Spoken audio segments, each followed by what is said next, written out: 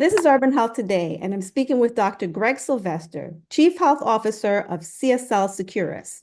He's here to talk about flu trends and why this year's flu season is particularly bad. Thanks for being here today, Dr. Sylvester.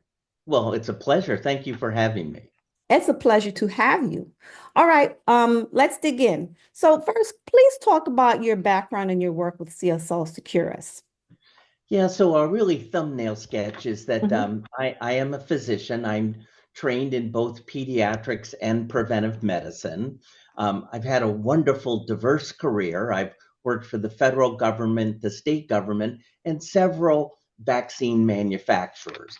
And Mhm. the latest one, and I've been here almost 10 years, is CSL Seqirus, where we really focused on providing state-of-the-art influenza vaccines to people here in the US and around the globe?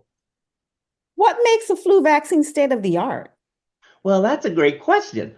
You know, flu vaccines have been around for a long time, Right. maybe even 60 years. And it's wonderful that they have been. I don't mean in any way to disparage them, but we do know that there's new technologies in manufacturing flu that are improved compared to the older technologies. So, for instance, we most of flu vaccines are grown in egg. That's good. Okay, it works, but sometimes the virus changes to look more like an avian flu virus than it does a human flu virus. So Mm. by growing it in mammalian cells or using some type of recombination, you actually get the virus to look more like the circulating viruses that are out there. So there are new technologies. People have added more potency. The fancy word we use in medicine is they add more antigen to the vaccine. But for those people that are getting older in life and their immune system is now getting a little bit tired after working for 60, 70, and 80 years, Right. adding more potency helps their immune system make a better response. Or if you put in an adjuvant that actually tells the immune system time to make more, all of those things actually create more enhanced vaccines to the right populations. And Securus is at the forefront of doing that. Hmm. Can you give an overview of what's happening this flu season? We're in Yes, the month of March and it's still sort of rampaging. Usually it's exactly. slowing down So by let's now. think about that. Flu season, and I think now a lot of docs and a lot of government agencies are calling it respiratory season, but Oh, yes. a couple of years ago, it was just flu season. But then somehow that COVID showed up, and now that is a winter virus. And we know that respiratory syncytial virus, or Mhm. RSV, has Mhm. been around for a long time. Mhm. Especially as a pediatrician, I remember studying up all night long, taking care of children with influenza and with RSV. But so what we're seeing is we actually saw early peaks for all three of them. But thank goodness, both COVID and RSV started to dissipate and is still on a downward trend. What we actually saw with flu this year is that we had an early peak that peaked around the beginning of the year, plus or minus, and then it started to go down. We always like to see it go down, but it then started to pick up again. So if you think of a mountain range, typical, we hope that it goes up and then it comes down. This one went up, it came down, and then it went up again. And Hmm. that is not terribly unusual, but we don't like to see it. We don't like to see it. Oftentimes, that second peak is one of the influenza B viruses.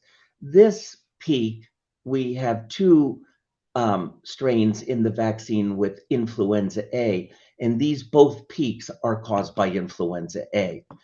The other thing that governments do is they say at a certain point, when there are so many people coming to their primary care healthcare provider, when it goes over a certain amount, then we say we're in the flu season.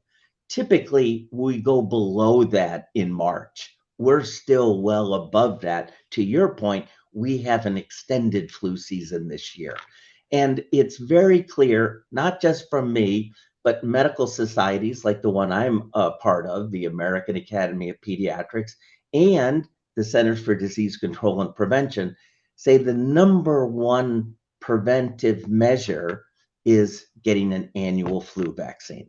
It's good to wash your hands. It's good to sneeze into your elbow. It's good to stay home from work when you're not feeling well. All those things are important. But the number one reason, and not from me, but from experts around the globe, is to get an annual flu vaccine. And so what makes this year's flu season different from previous years? Are we seeing different trends in vaccination? Like what's going on? Well, yes, but I will say that we all like to pretend that if we see what's happening in the southern hemisphere, then that will come up to the northern hemisphere and we'll see what's happening in the northern hemisphere. So we like to think that we can predict it. And just between the two of us and all your listeners, we're right 50% of the time. So you can't predict what the flu season is from last year's flu season or from the southern hemisphere. We like to think we can, and we certainly, it's an educated guess.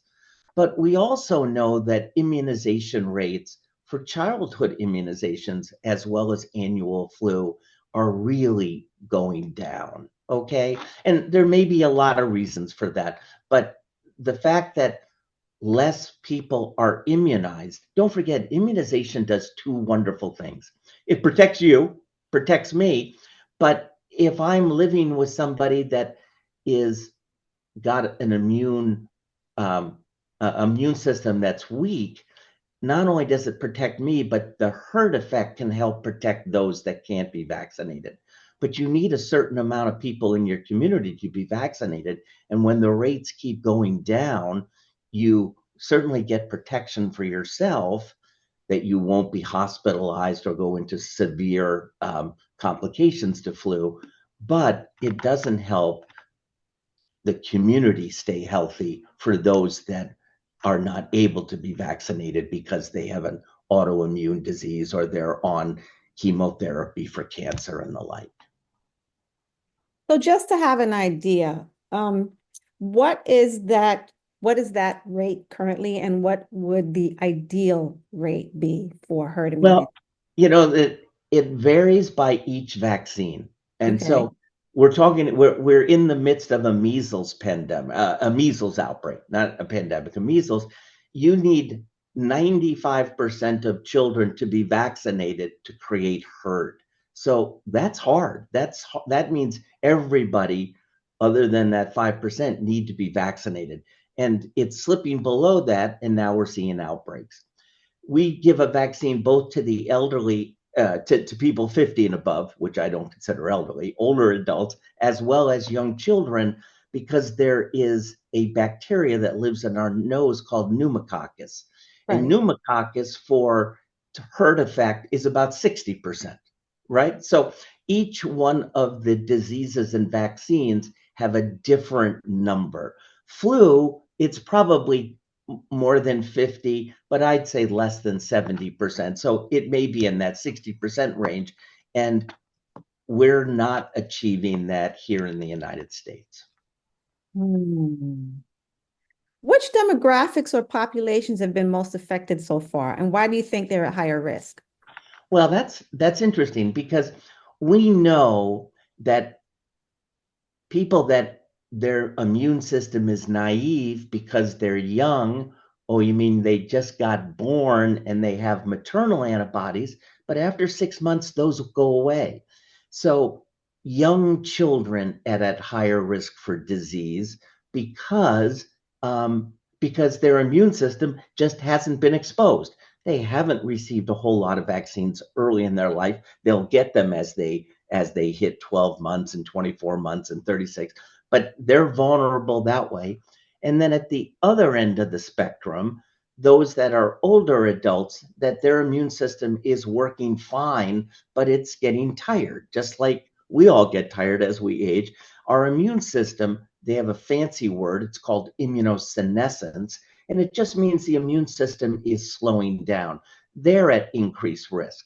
Now, that is not to say that you and I couldn't get a severe case of flu and end up in the hospital and everything else, But if you said, where are my high risk groups? It's the very young, it's older adults, and it's people with chronic illnesses.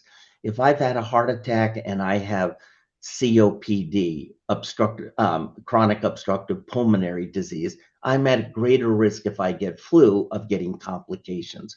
So, three areas: very young, older adults, and those that are at high risk. And the rest of us are recommended to get flu. In the United States, the recommendation is anybody 6 months and older should get flu.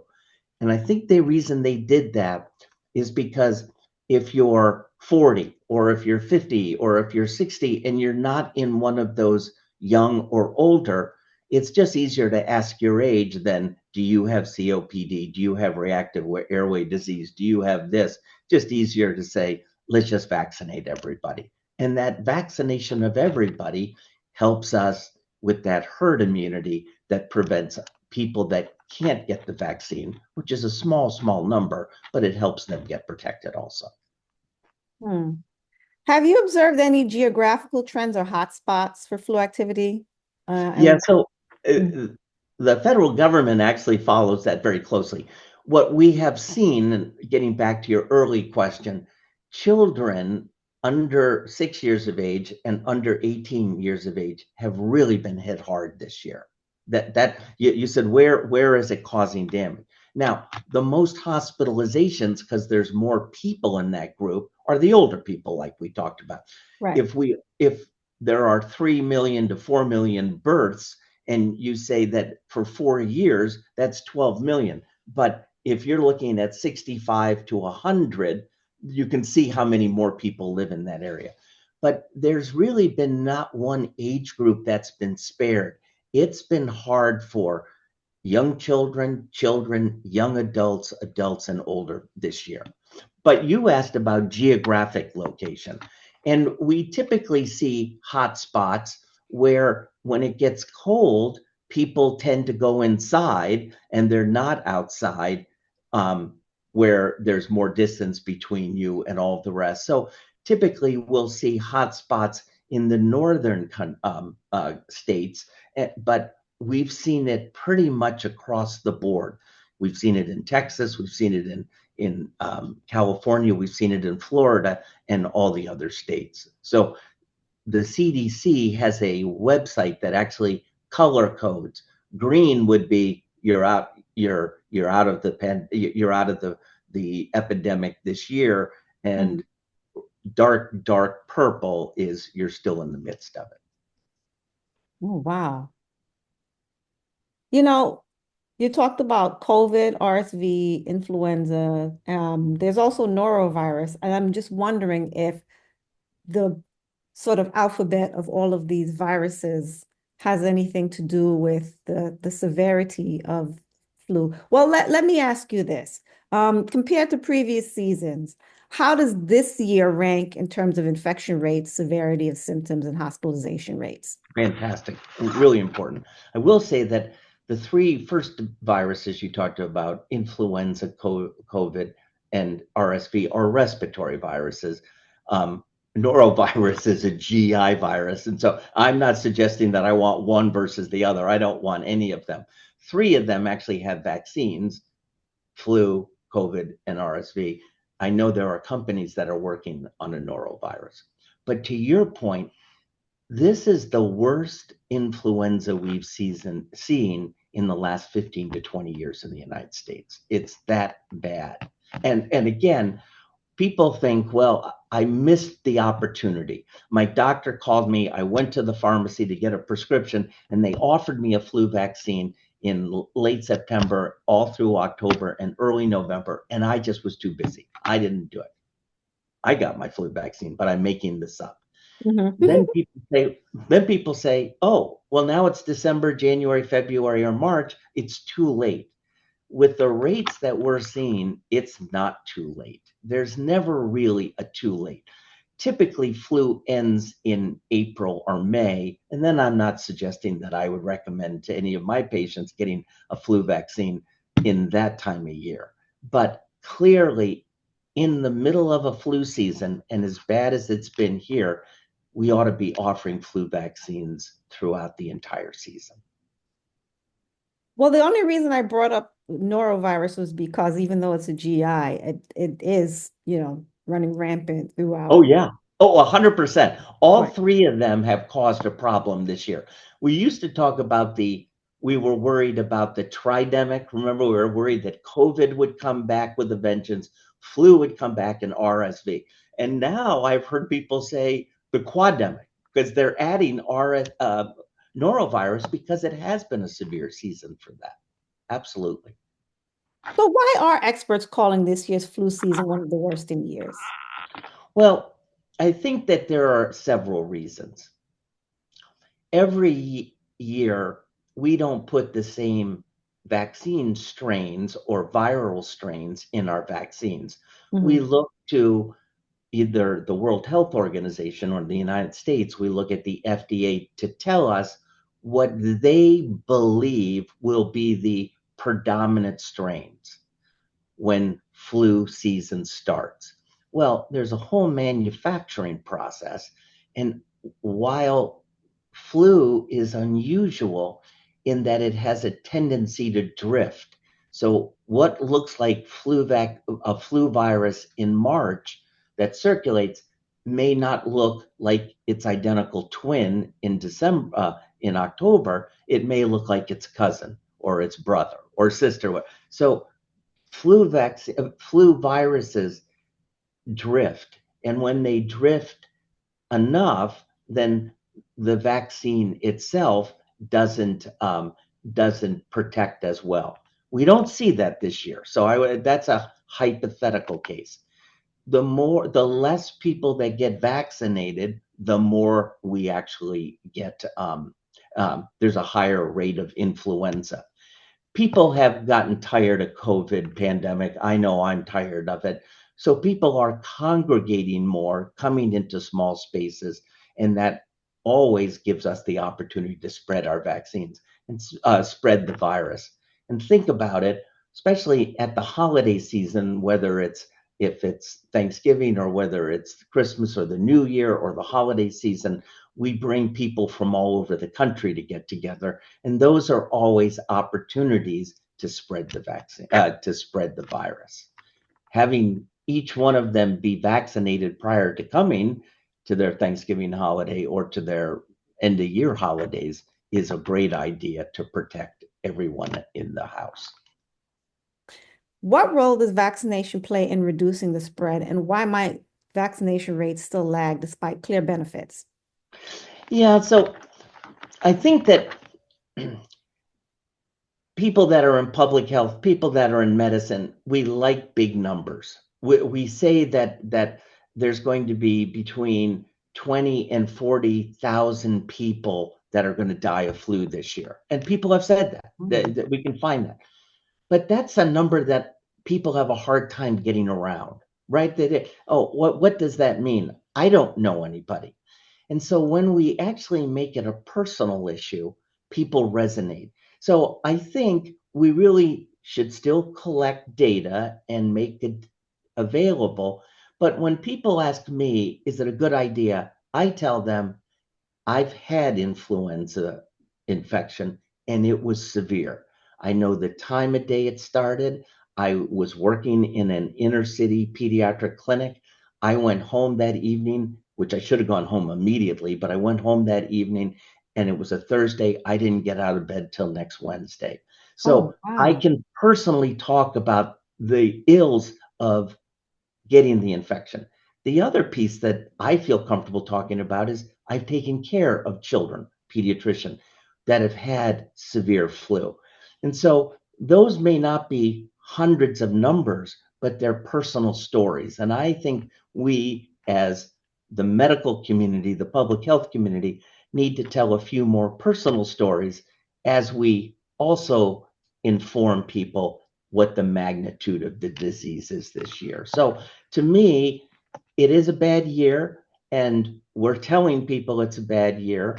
But if you haven't been personally affected, then sometimes you say, well, that's their problem, not mine. When we make it personal, then they're going to say, well, gee, I certainly don't want to end up like that doctor did. Maybe I better go out and get vaccinated. I wonder why the flu vaccine is not part of the regular vaccine schedule for children. Why Yeah, is it so that, yeah. recommended? And I think the reason for that is it's given annually. And all the other vaccines are given at a specific time, and then they maybe need to be boosted. So I think for the pediatrician, and I think the American Academy of Peds does this, and I know that the Advisory Committee for Immunization Practice at CDC do that. For kids, they say, here are the vaccines that need to be given when they're 6 months old, when they're 12, when they're 18 months, when they're 36. With flu, they put it on the bottom and say, if you're 6 months or older, you need to be annually. So as a pediatrician, I see flu as part of the pediatric schedule, but it's every year on the pediatric schedule where some of the other vaccines are not in that situation. None of the other vaccines are annual in that way.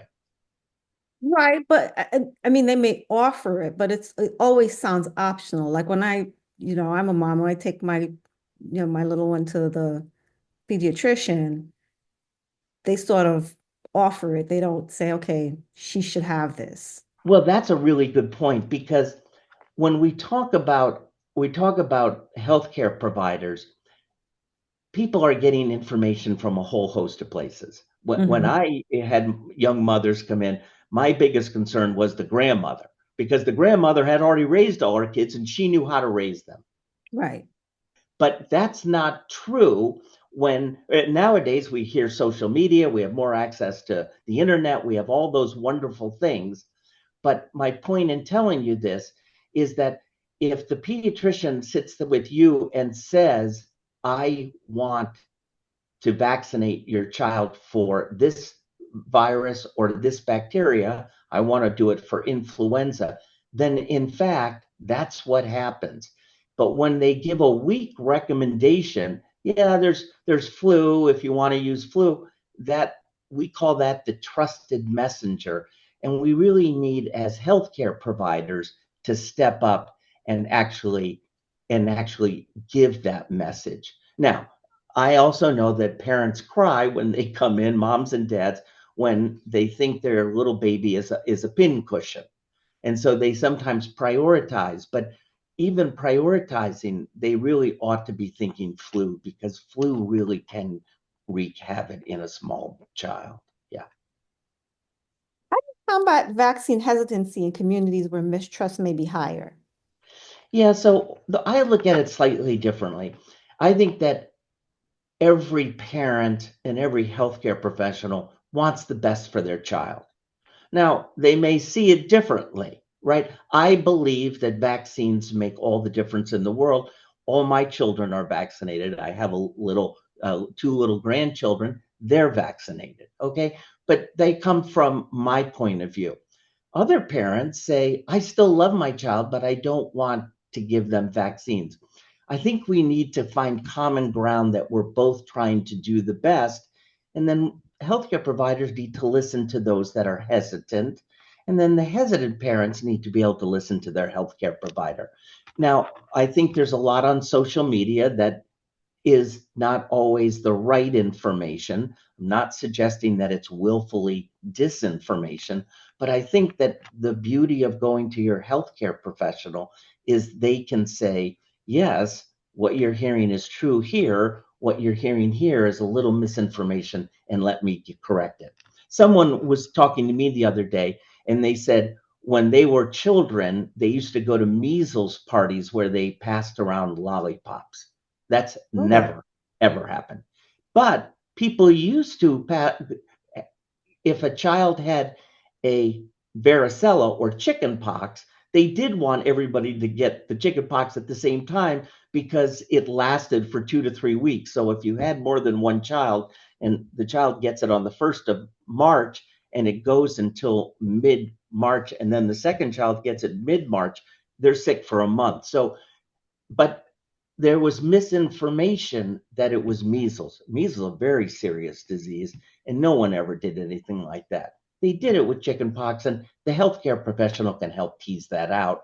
And I think they can give the right information to parents on these issues. Well, a child just died from measles in Texas, so I Un- hope this horrible Unvaccinated. trend is a Yeah. thing of the past, this Yeah. measles Yeah. party passing around a lollipop. That sounds awful. Yeah. But let's be clear, there's been a death like that. There are over 100 deaths in children 18 and under with flu this year.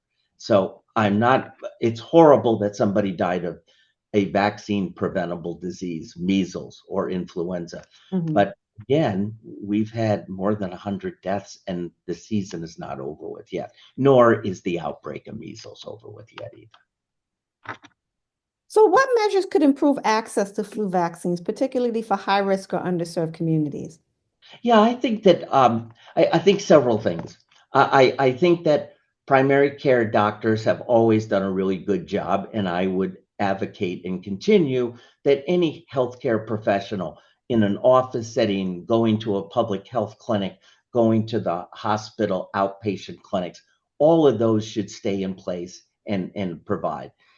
Many people that are 15 or 18 and over are now going to their pharmacies, and pharmacies are stepping up and trying to get more people vaccinated. I think that we need to become creative and do some stuff that are off hours. I'm happy to vaccinate you or your child as long as you come between 8 and 5.